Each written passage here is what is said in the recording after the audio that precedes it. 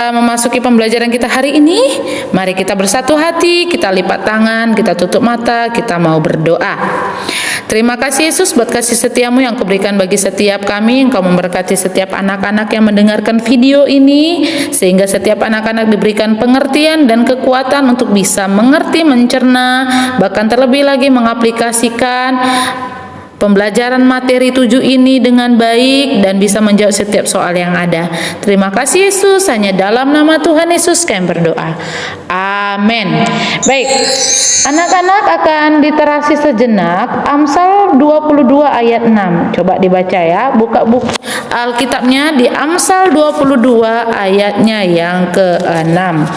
Oke, setelah nanti literasi, anak-anak bisa melanjutkan video pembelajaran ini. Oke.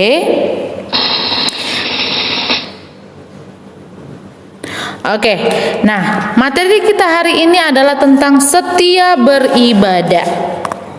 Oke, setia beribadah. Pada materi pembelajaran 7, kita akan membahas tentang yang pertama, meneladani kesetiaan Yosua, peran orang lain dalam pembentukan karakter ibadahku, dan aku mau setia beribadah kepada Tuhan. Ini adalah materi kita untuk pembelajaran 7 ya. Oke, pertama kita masuk dalam materi meneladani kesetiaan Yosua. Tahukah kamu siapakah Yosua? Yosua adalah cucu Elisama, kepala suku Efraim. Nah, itu bisa dilihat dalam 1 Tawarik pasal 7 ayat yang ke-27 dan Bilangan pasal 1 ayat yang ke-10. Yosua juga sebagai pengganti Musa, membawa bangsa Israel masuk serta merebut tanah Kanaan. Sebelumnya ia adalah orang yang membantu Musa dalam perang untuk mengalahkan orang Amalek. Dan Yosua juga merupakan salah satu dari 12 pengintai. Merupakan salah satu dari 12 pengintai yang dikirim Musa untuk melihat tanah Kanaan. Bisa dilihat ceritanya dalam Bilangan pasal 13 ya. Oke, setelah kita mengetahui tentang biografi atau siapakah Yosua, nah kita tahu saat itu Yosua telah menunjukkan kesetiaannya kepada Musa, ya. Nah, kesetiaan itu diperlihatkan ketika mereka melawan orang Amalek. Saat itu, apabila Musa mengangkat tangan, Israel akan menjadi lebih kuat. Tetapi apabila Musa menurunkan tangan, Amalek yang lebih kuat. Kemudian tangan Musa penat. Sebab itu mereka mengambil sebuah batu, diletakkan di atas Musa supaya ia duduk di atasnya. Harun dan Nur menopang kedua tangan Musa, seorang di satu sisi, seorang di sisi lain, sehingga tangan Musa tidak bergerak sampai matahari terbenam. Ya. Nah, saat itu Yosua lah yang mengalahkan Amalek dan rakyatnya. Sejak itu juga Yosua menjadi orang kepercayaan Musa. Sehingga saat Musa diperintahkan Tuhan untuk naik ke Gunung Sinai, yang dibawa Musa adalah Yosua. Tetapi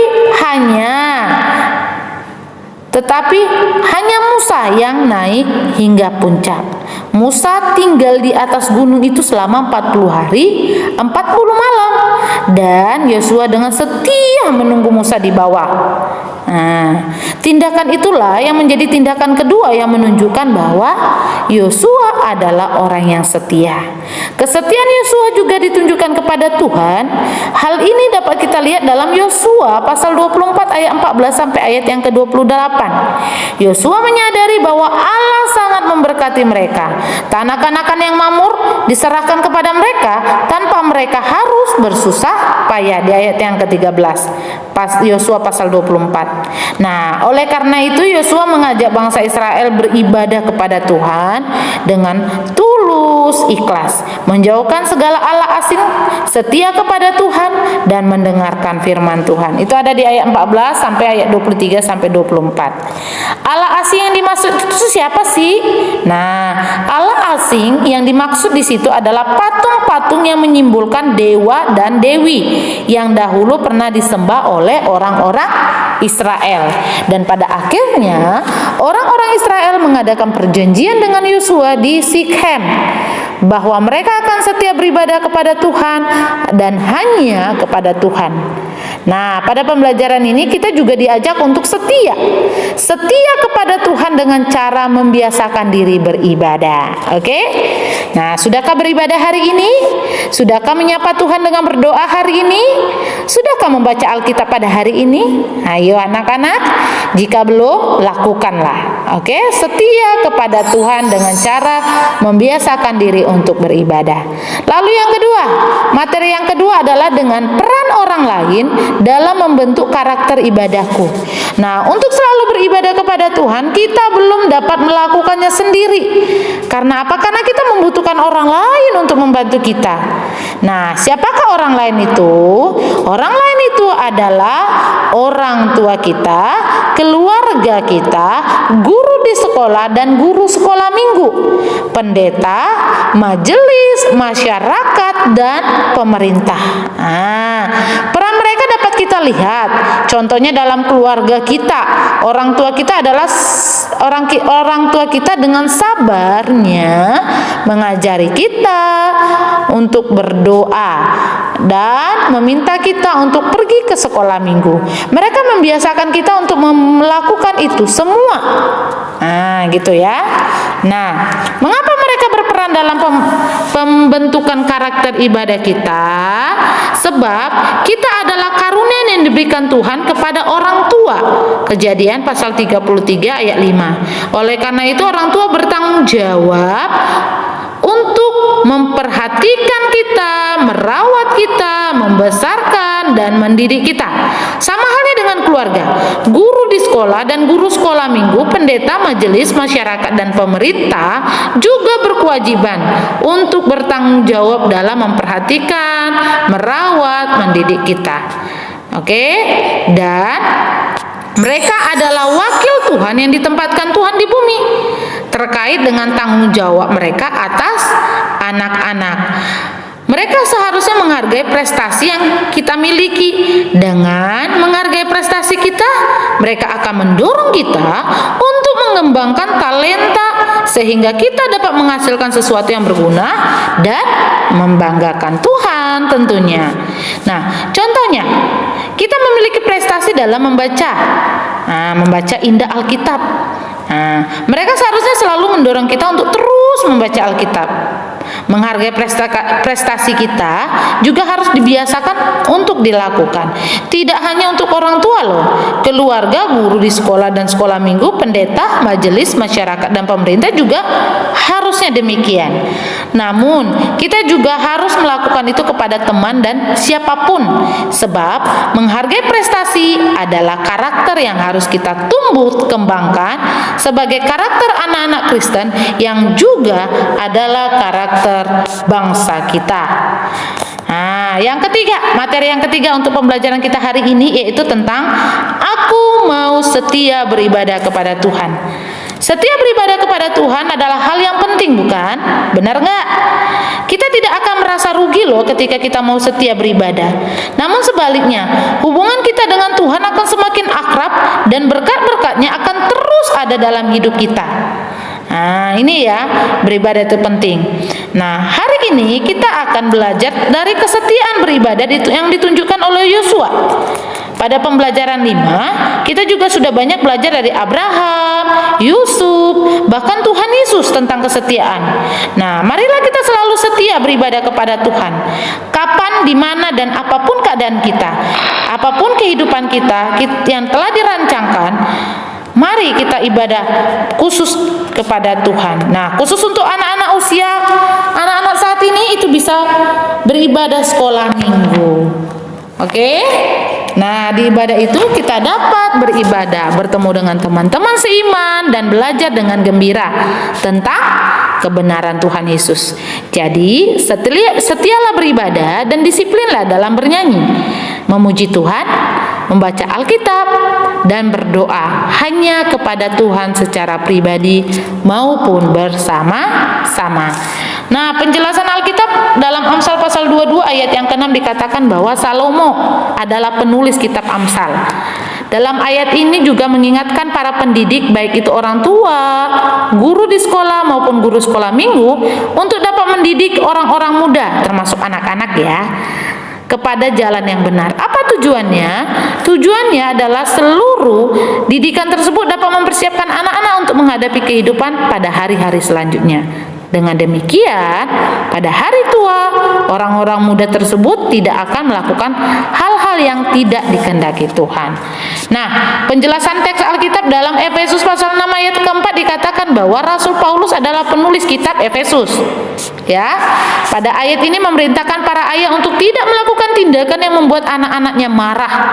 Namun para ayah seharusnya mendidik anak-anak mereka untuk menaati perintah dan nasihat, serta melakukan hal yang diajarkan Tuhan yang tertulis dalam Alkitab. Tahukah kamu bahwa Allah selalu mencoba untuk berkomunikasi dengan kita lewat apapun?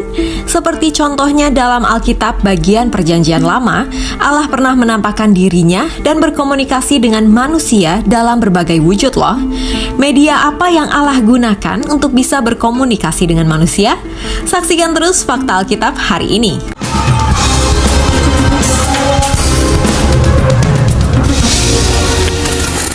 Teofani, wujud penampakan Allah pada manusia. Peristiwa Allah menampakkan diri kepada umatnya bukan hanya melalui mimpi atau penglihatan saja, tetapi juga dengan menampakkan diri secara langsung. Penampakan sosok ilahi dalam wujud malaikat atau manusia atau dalam wujud benda dalam Alkitab Perjanjian Lama disebut sebagai teofani yang berasal dalam bahasa Yunani theophania. Di kemudian hari, istilah teofani dipakai oleh umat Kristen dan Yahudi sebagai istilah khusus bagi manifestasi Allah pencipta langit dan bumi yang merupakan sesembahan Abraham kepada manusia dengan tanda-tanda indera manusia yang mengisyaratkan kehadirannya. Teofani merupakan bentuk perhatian dan kepedulian Allah bagi umatnya. Wujud Allah dalam bentuk malaikat. Teofani yang pertama dalam Alkitab adalah kepada Hagar, di mana Allah menampakkan dirinya dalam wujud malaikat. Kejadian 16 ayat 7, 9, 10, dan 11. Kesadaran Hagar bahwa ia sedang berbicara kepada Allah terlihat dari ungkapannya, "Engkaulah El Roi," sebab katanya, "Bukankah di sini kulihat Dia yang telah melihat aku?" Kejadian 16 ayat 13. Lalu untuk kedua kalinya Allah menampakkan dirinya dalam wujud malaikat kepada Hagar terjadi saat Hagar diusir Sarah. Kali ini malaikat Allah datang dan berjanji bahwa Allah akan memberkati dan menjadikan Ismail, anak Hagar, sebagai bangsa yang besar. Kejadian 21 ayat 8-21. Setelah Hagar, Allah juga menampakkan dirinya dalam wujud malaikat kepada Abraham di Bukit Moria. Kejadian 22 ayat 1-19. Ketika itu Allah memerintahkan Abraham untuk mempersembahkan anak yang dikasihinya, Ishak. Abraham pun taat dan membawa Ishak ke tempat yang Tuhan perintahkan. Sementara hendak menyembelih Ishak di Bukit Moria, Yerusalem, malaikat Allah lalu berseru dari surga kepada Abraham agar Abraham membatalkannya. Sebab Allah hanya ingin menguji iman Abraham. Dari nada bicara dan sumpahnya kepada Abraham, maka dapat diketahui bahwa malaikat yang berbicara dengan Abraham di Bukit Moria adalah Allah sendiri. Kejadian 22 ayat 15-18.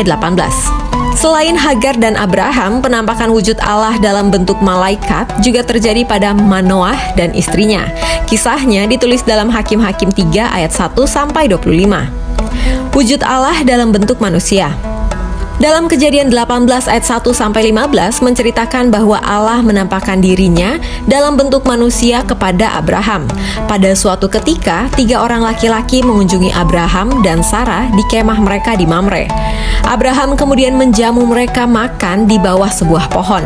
Ternyata salah satu dari 3 orang tamu Abraham tersebut adalah Allah sendiri. Hal ini nampak dari perkataan dan janjinya yang akan memberikan Abraham dan Sarah seorang anak. Kejadian 18 ayat 10. Selain itu, adanya kesadaran dari Abraham melihat sosok yang berbicara di hadapannya adalah Allah sendiri. Kejadian 18 ayat 23-32. Kemudian ada Yakub yang menyaksikan wujud Allah dalam bentuk manusia. Kejadian 32 ayat 22-32. Suatu ketika Yakub bergulat dengan seorang laki-laki hingga fajar menyingsing. Pergulatan tersebut membuat Yakub berjalan pincang karena pangkal pahanya dipatahkan oleh laki-laki itu. Laki-laki tersebut kemudian memberkati Yakub dan mengganti namanya menjadi Israel. Dari perkataannya sendiri yang mengatakan bahwa Yakub bergumul dengan Allah, Kejadian 32 ayat 28, serta kesadaran Yakub sendiri bahwa ia berhadapan dengan Allah, Kejadian 32 ayat 30, jelas menunjukkan bahwa laki-laki itu adalah Allah sendiri. Bahkan Nabi Hosea juga mengidentifikasi laki-laki tersebut sebagai malaikat sekaligus Allah. Hosea 12 ayat 3-4. Lalu ada Yosua yang melihat Allah dalam wujud manusia. Kisahnya dituliskan dalam Yosua 5 ayat 13-15.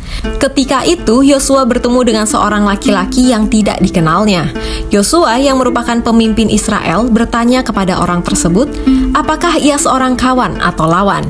Orang tersebut menjawab bahwa ia adalah panglima bala tentara Tuhan. Maka Yosua pun sujud menyembahnya. Lalu panglima bala tentara Tuhan itu meminta Yosua menanggalkan kasutnya, sebab tempat di mana ia berdiri adalah kudus.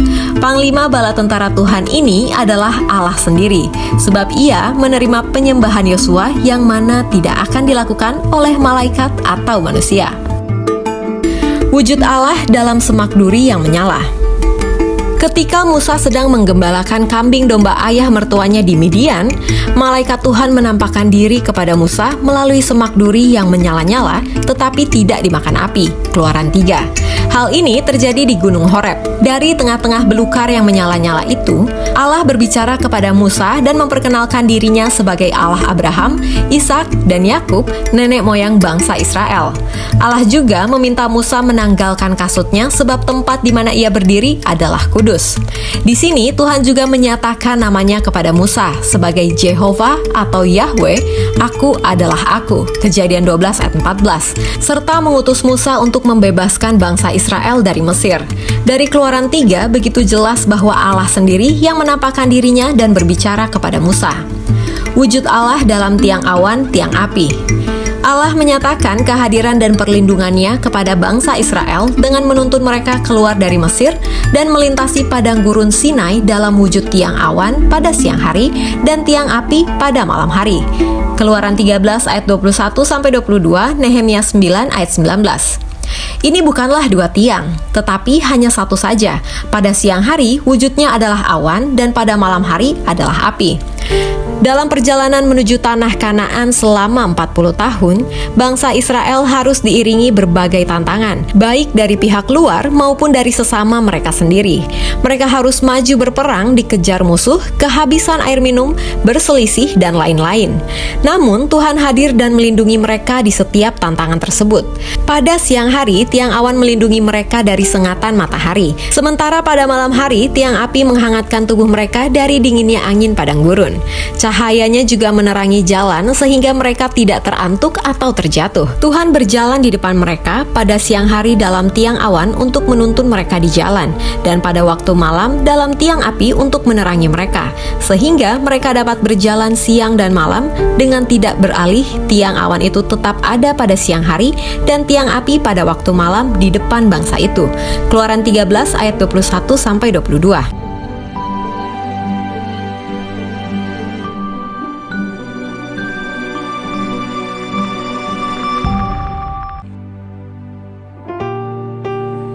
Bacaan Alkitab terdapat dalam Efesus pasal 6 ayat 18, Roma pasal 12 ayat 12.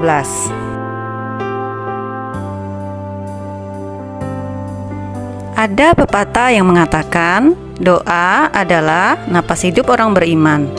Doa sebagai napas hidup artinya doa merupakan kebutuhan bagi orang beriman. Tanpa doa manusia akan binasa.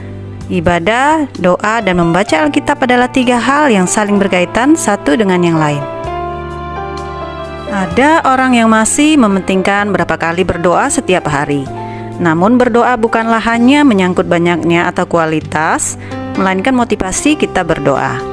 Dalam pembahasan mengenai iman dan pengharapan, kamu belajar mengenai pentingnya memelihara serta membangun iman dan pengharapan sebagai murid Yesus Kristus. Ibadah tidak hanya bersifat formal, namun ibadah juga menyangkut seluruh sikap hidup manusia. Nabi Amos menulis bahwa Tuhan menolak ibadah orang Israel jika mereka taat beribadah, namun tingkah laku mereka amat buruk.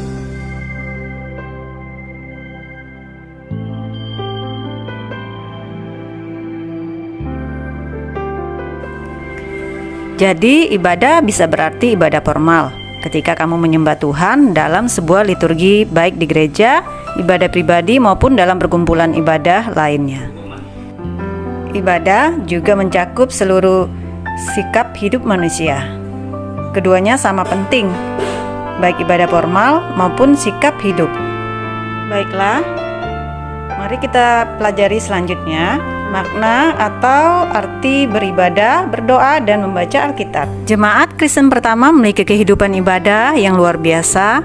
Kisah Para Rasul pasal 2 ayat 41-42 menulis tentang cara hidup mereka. Petrus yang berkhotbah pada hari Pentakosta telah menyebabkan banyak orang bertobat dan dibaptis dalam nama Yesus. Mereka bertekun dalam pengajaran rasul-rasul dan dalam persekutuan. Mereka selalu berkumpul untuk memecahkan roti dan berdoa. Tidak hanya beribadah, berdoa, dan membaca Alkitab, tetapi mereka juga saling menolong tanpa pamrih, terutama bagi mereka yang berkekurangan. Kehidupan ibadah mereka bukan hanya diwujudkan melalui ibadah formal, namun juga melalui praktik kehidupan. Tuhan Yesus telah memberikan contoh mengenai pentingnya ibadah, berdoa, dan membaca Alkitab. Coba kita lihat dalam Markus pasal 1 ayat 35. Amatlah penting bagi orang Kristen untuk memelihara iman dan pengharapannya. Salah satu cara penting dalam memelihara iman adalah melalui ketekunan dalam beribadah, berdoa, dan membaca Alkitab. Jadi, makna atau arti beribadah, berdoa, dan membaca Alkitab. Ibadah adalah kegiatan ritual yang dilakukan manusia dalam rangka menyembah Tuhan, bersekutu bersama saudara-saudara seiman, melayani Tuhan, dan mengucap syukur atas anugerah Tuhan. Berdoa adalah cara manusia berkomunikasi dengan Allah. Mengenai doa, Yesus mengajarkan doa Bapa Kami yang isinya menyangkut seluruh aspek hidup manusia. Bapa Kami, Yesus mengajarkan orang beriman untuk berkomunikasi dengan Allah dalam kejujuran dan ketulusan hati. Ibadah, doa, dan membaca Alkitab merupakan bagian dari upaya orang Kristen untuk memelihara iman dan pengharapan pada Tuhan Allah yang telah menyelamatkan manusia melalui Tuhan Yesus. Selanjutnya, apa sih pentingnya beribadah, berdoa, dan membaca Alkitab bagi remaja seperti kalian?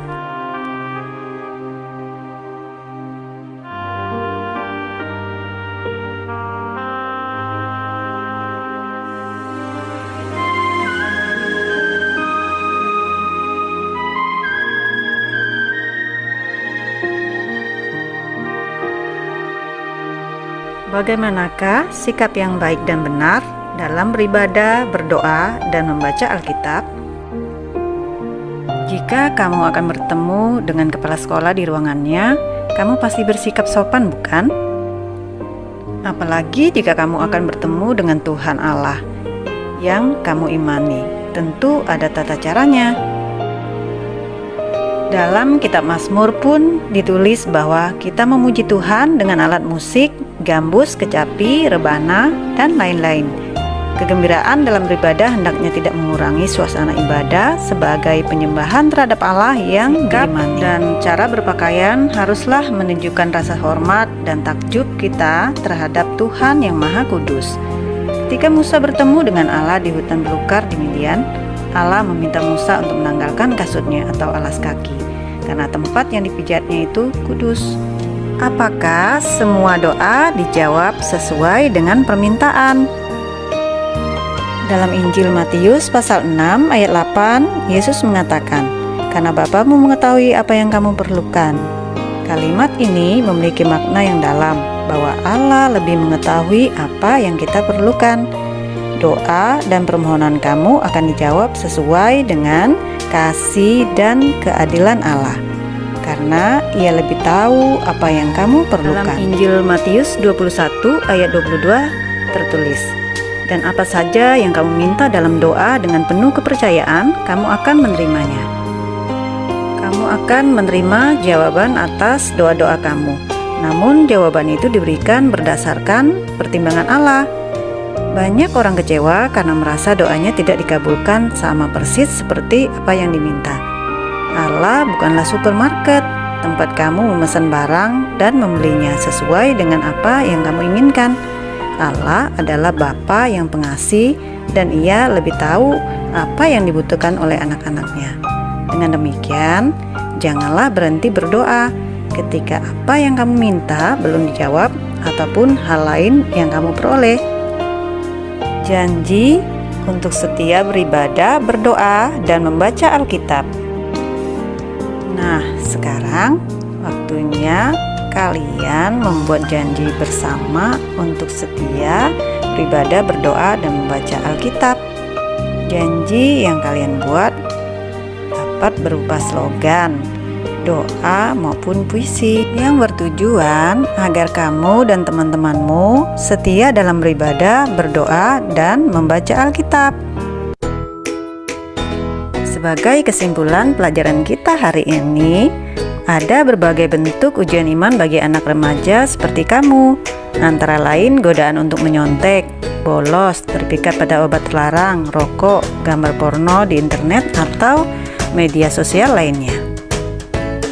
Ingat, setiap beribadah, berdoa, dan membaca Alkitab akan memperkuat keimananmu dalam menghadapi berbagai ujian iman. Demikian pelajaran kita hari ini.